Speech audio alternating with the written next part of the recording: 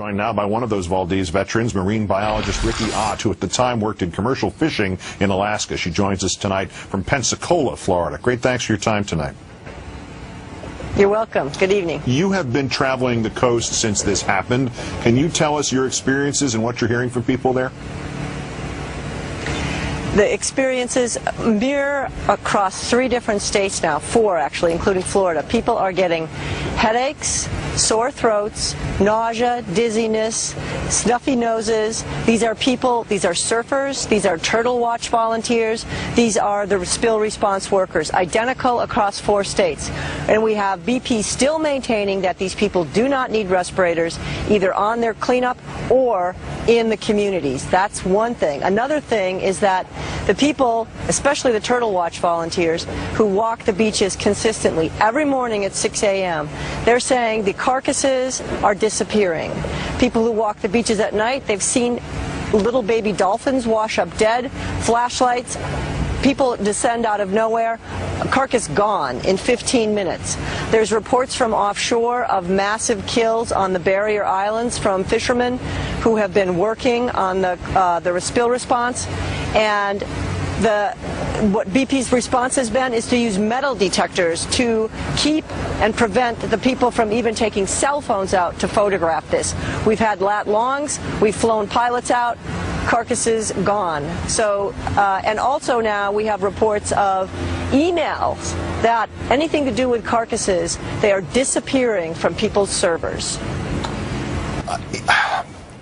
None of this is being captured on videotape. In other words, if there is an attempt to suppress this, you're suggesting there's both an attempt to suppress this and also a very effective attempt to suppress this information and these images. Absolutely. Images are evidence. Carcasses are evidence. These were under lock and key. Exxon Valdez, NOAA did the collection, a federal agency.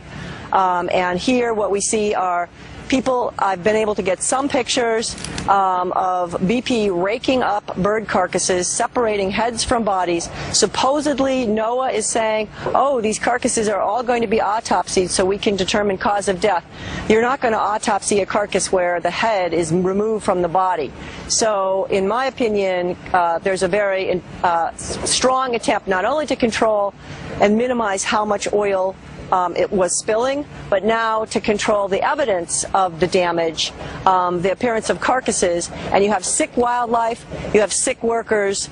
It's the oil that's making this problem. We need Obama to stand up and order respirators on all the response workers now to avert a human tragedy.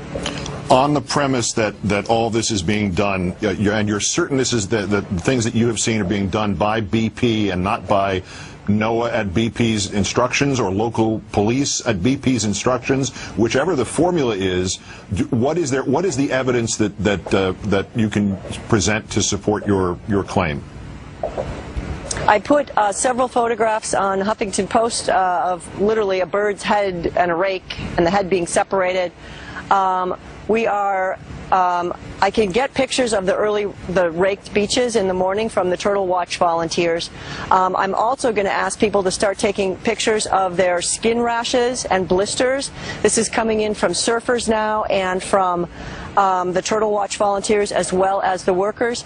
In response to this, Tulane University is deploying a mobile medical unit to the Venice area, and also we're working with Physicians for Social Responsibility to come in all 5 of the Gulf Coast states. And right now what they're doing is counseling medical doctors, because this is not like an ordinary headache or flu. This is, chemical poisoning, very likely. It's not just tar balls that are washing ashore in Moose. It's the invisible oil, the underwater plume that's coming ashore. It's surface oil, and it's also these vapors. There's 5 forms of oil that's coming, onto these communities and that the workers are experiencing. So we've actually have a team of physicians that believe us, and they're down here, and Tulane University as well.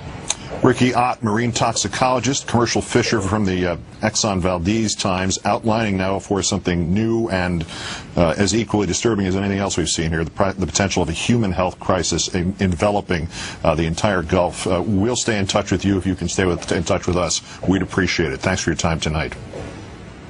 You're very welcome.